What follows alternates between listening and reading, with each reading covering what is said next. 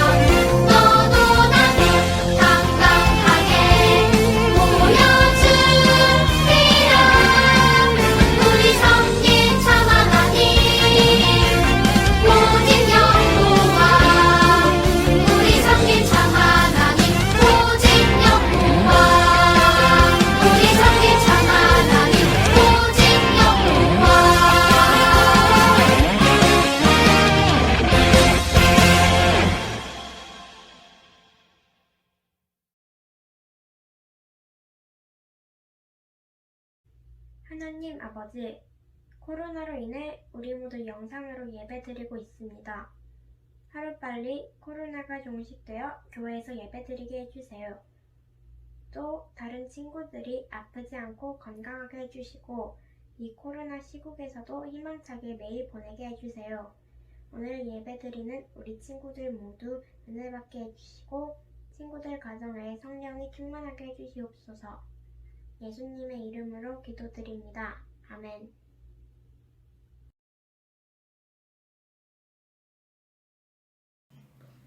여호와께 이르시되 이스라엘아 내가 돌아오려거든 내게 돌아오라. 내가 만일 나의 목전에서 가증한 것을 버리고 내가 흔들리지 아니하며 진실과 정의와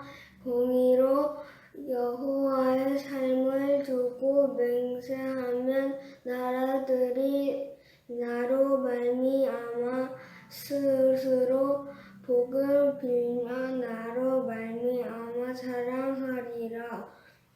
여호와께서 유다와 예루살렘 사람에게 이와 같이 이르노라. 너희 묶은 땅을 갈고 가시덤불에 파종하지 말라. 유다인과 예루살렘 주민들아, 너희는 스스로 할례를 행하여 너희 마음 가죽을 베고 나 여호와께 속하라. 그리하지 아니하면 너희 악행으로 말미암아 나의 분노가 불같이 일어나 사르리니 그것을 끌 자가 없으리라. 너희는 유다에 선포하며 예루살렘에 공포하여 이르기를 이 땅에서 나팔을 불라 하며 또 크게 외쳐 이르기를 너희는 모이라. 우리가 견고한 성으로 들어가자 하며 또 크게 하고 시온을 향하여 깃발을 세우라. 도피하라. 지체하지 말라. 내가 북방에서 재난과 큰 멸망을 가져오리라. 우리 친구들, 우리가 아프면 어디를 가나요? 맞아요. 병원에 가죠. 병원에 가서 진찰을 받고 또 주사도 맞고 약도 먹고 이렇게 하면서 병을 치료하죠. 그렇다면 우리의 영혼이 병들었을 때는 어떻게 해야 될까요? 죄 때문에 우리의 영혼이 병들 수 있어요. 이렇게 죄 때문에 병든 영혼을 치료하려면 우리가 어떻게 해야 할까요? 이 질문에 대한 답을 오늘 말씀을 통해서 잘 알아보면 좋겠어요. 우리 친구들이 벌써 알고 있다고요? 내가 알고 있는 그 답이 맞는지 한번 말씀을 잘 들어보세요. 우리 친구들 혹시 지난주 설교 기억하는 친구 있나요? 네, 맞아요. 하나님께서 예레미야를 부르셨어요. 예레미야를 부르시고 하나님의 말씀을 대신 선포해 달라고 했는데 예레미야는 나는 아이라 말을 할 줄 모른다고 하나님께 못한다고 했어요. 그러니까 하나님께서 내가 너와 함께 해줄 것이고 너의 입에 내 말을 넣어줄 것이니까 걱정하지 말고 두려워하지 말고 내 일을 해달라고 말씀하셨죠. 결국 예레미야는 하나님의 말씀을 대신 선포할 선지자로 이렇게 세워졌어요. 하나님은 예레미야에게 어떤 말씀을 선포하라고 하셨을까요? 이 이야기는요, 어느 시대 때냐면요, 분열 왕국 시대의 거의 마지막 때예요. 남유다와 북이스라엘 이렇게 나누어져서 이렇게 있었는데, 북이스라엘이 아시리아란 나라에 멸망을 당해서 포로로 많은 사람들이 잡혀가고, 이쪽 남쪽 유다만 아직 남아있을 때였어요. 하나님께서 주신 율법을 따르며 살아야 할 유다 백성들이 하나님의 말씀을 떠나 하나님이 가장 싫어하시는 우상을 섬기는 죄를 짓게 된 것이죠.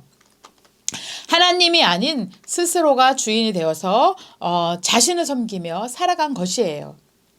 그들에게 하나님의 백성다운 모습은 찾아볼 수가 없었어요. 하나님을 떠난 유다 백성들이 돌아오게 하려고 하나님은 그 심판의 메시지를 예레미야에게 대신 선포해달라고 하신 거예요. 이 일을 예레미야에게 맡기신 것이죠. 예레미야 3장 12절 말씀을 같이 읽어보겠습니다. 너는 가서 북을 향하여 이 말을 선포하여 이르되 여호와께서 이르시되 배역한 이스라엘아 돌아오라. 나의 노한 얼굴을 너희에게로 향하지 아니하리라. 나는 긍휼이 있는 자라 노를 한없이 품지 아니하느니라. 여호와의 말씀이니라.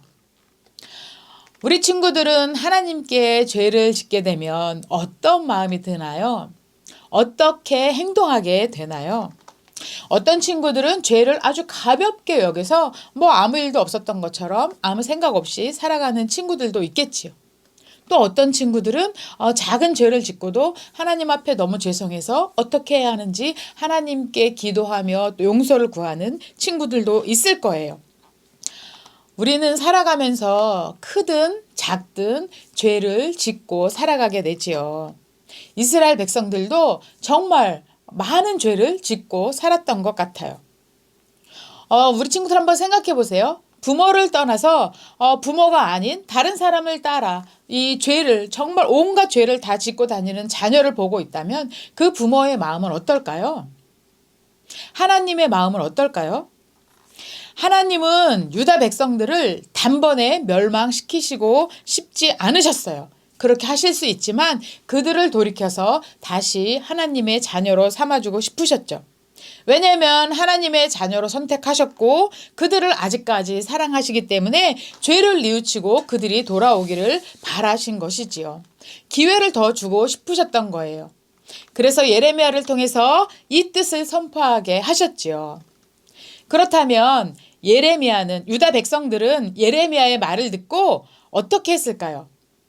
자기들이 하는 행동이 죄라는 것을 깨닫고 하나님께로 바로 돌아왔을까요? 우리 같이 예레미야 3장 7절 8절 말씀을 또 읽어보겠습니다. 그가 이 모든 일들을 행한 후에 내가 말하기를 그가 내게로 돌아오리라 하였으나 아직도 내게로 돌아오지 아니하였고 그의 반역한 자매 유다는 그것을 보았느니라.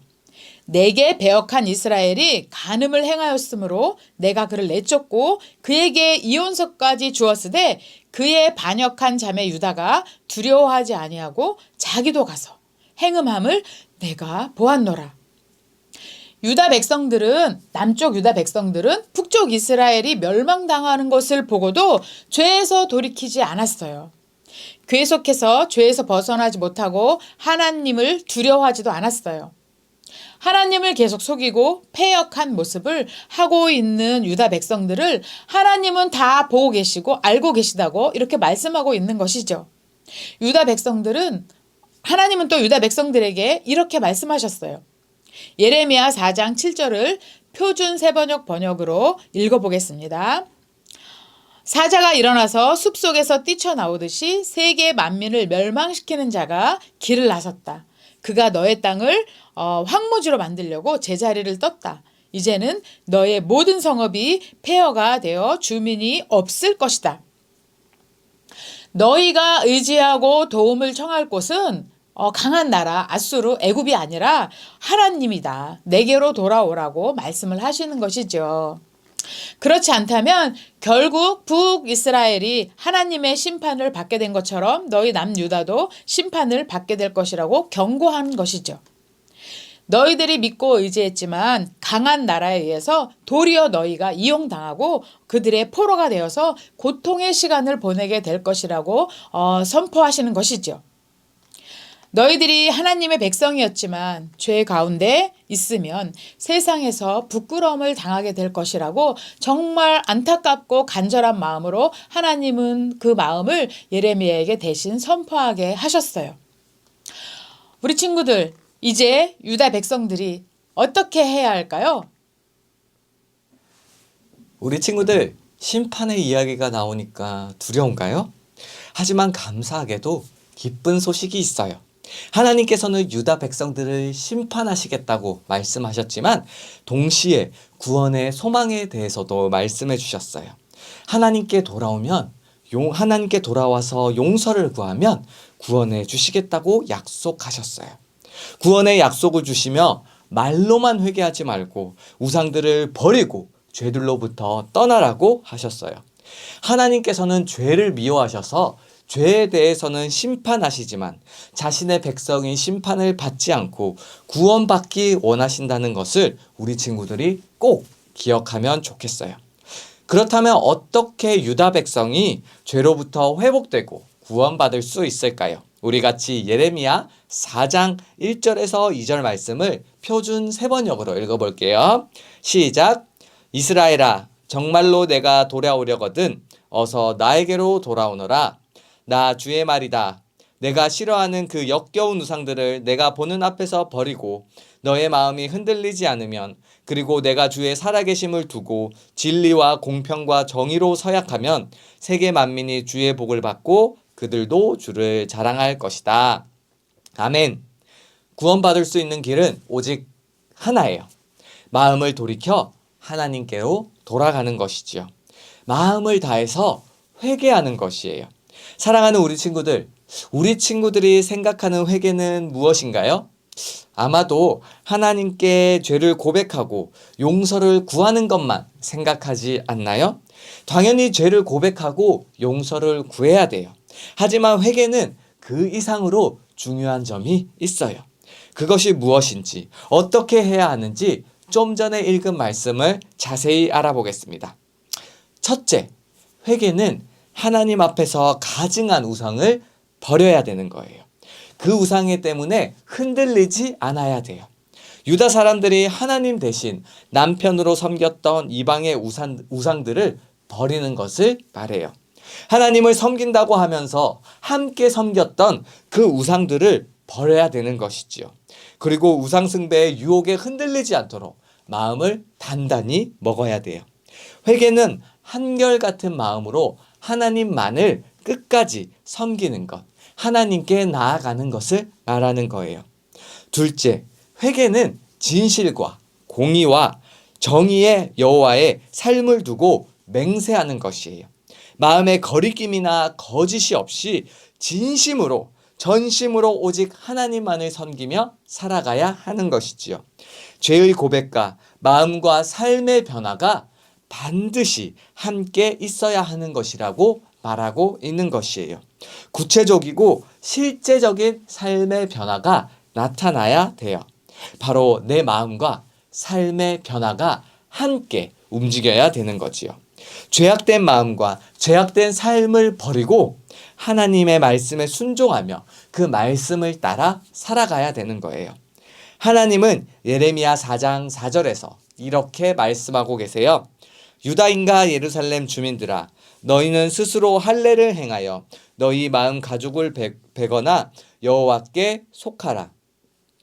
하나님께서는 몸의 할례가 아닌 마음의 할례를 행하라고 하셨어요. 몸에 상처를 내어 할례를 행하면 하나님의 백성임을 형식적으로 표시하는 것으로 그치지 말라는 것이죠. 죄로 가득한 마음을 찢고 완전히 죄를 버리고 죄로부터 떠나서 오직 하나님만을 섬기라는 것이지요. 우리 친구들, 회개하라, 천국이 가까이 왔느니라 라고 광야에서 매일 외쳤던 사람이 누구인지 아나요? 맞아요. 바로 세례 요한이지요. 세례 요한은 매일 사람들에게 회개하라 라고 외쳤어요. 그리고 누가복음 3장 8절에서 회개에 합당한 열매를 맺으라고 했어요.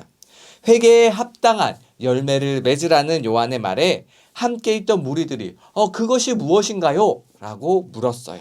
강도사님이 세례 요한을 대신해서 우리 친구들에게 누가복음 3장 11절에서 14절 말씀을 요약해서 읽어줄게요.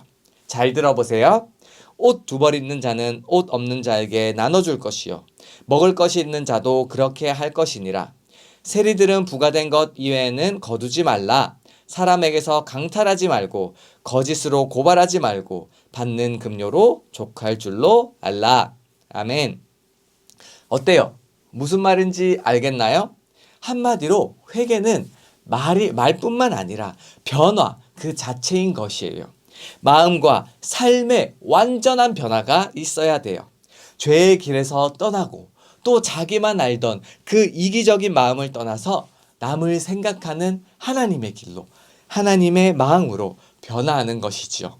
온전히 하나님께 돌아가려고 계속해서 노력하며 살아가는 삶을 의미해요.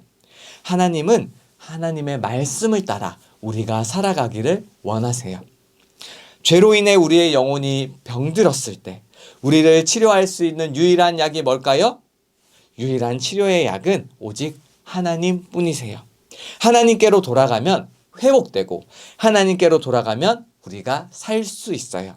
우리의 영혼이 병들었을 때 우리가 돌아가야 할 곳은 오직 하나님뿐이세요. 하나님을 향한 진실한 마음을 우리 친구들이 가졌으면 좋겠어요. 그리고 하나님이 나에게 원하시는 삶의 모습이 무엇인지 생각하며 그 모습으로 살아가야 돼요. 한 주간 주님의 말씀을 배우고 익혀서 주님 모습을 닮아가는 유년부, 초등부 친구들이 되기를 강도사님이 소망합니다. 우리 이 시간 말씀을 생각하며 함께 기도하겠습니다. 사랑하는 하나님 아버지 감사드립니다. 우리 유년부, 초등부 친구들이 가정에서 영상으로 이렇게 예배를 드리고 있습니다. 하나님 아버지 우리 친구들의 그 마음을 기뻐 받아주시고 우리 친구들이 오늘 말씀을 통해서 하나님 앞에 나아가 회개하고 또 하나님 말씀에 합당한 삶을 살아갈 수 있도록 붙잡아 주세요. 우리 친구들이 내가 원하는 대로 살려고 하는 것이 아니라 하나님께서 나에게 원하는 대로 살려고 노력하는 우리 귀한 친구들이 될 수 있도록 하나님께서 언제나 함께 해주세요. 감사합니다. 주 예수 그리스도 이름으로 기도드렸습니다. 아멘.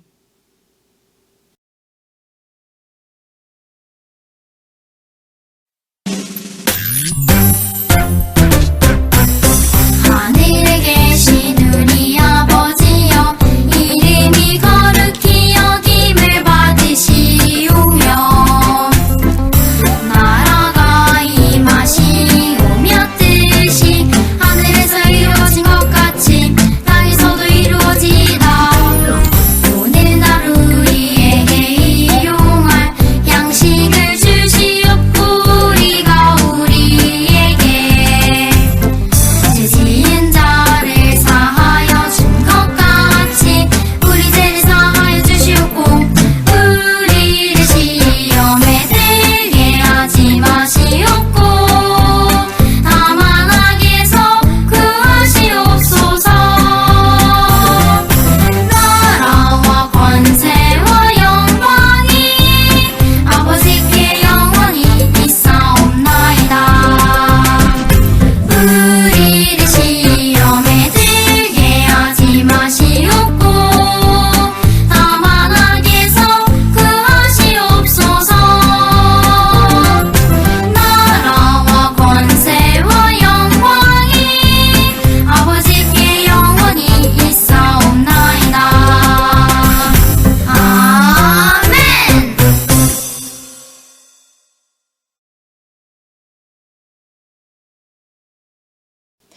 우리 친구들 말씀 잘 들었죠? 오늘 말씀처럼 우리 친구들이 혹시 잘못한 일이 있으면 바로바로 용서를 구했으면 좋겠어요. 맞아요.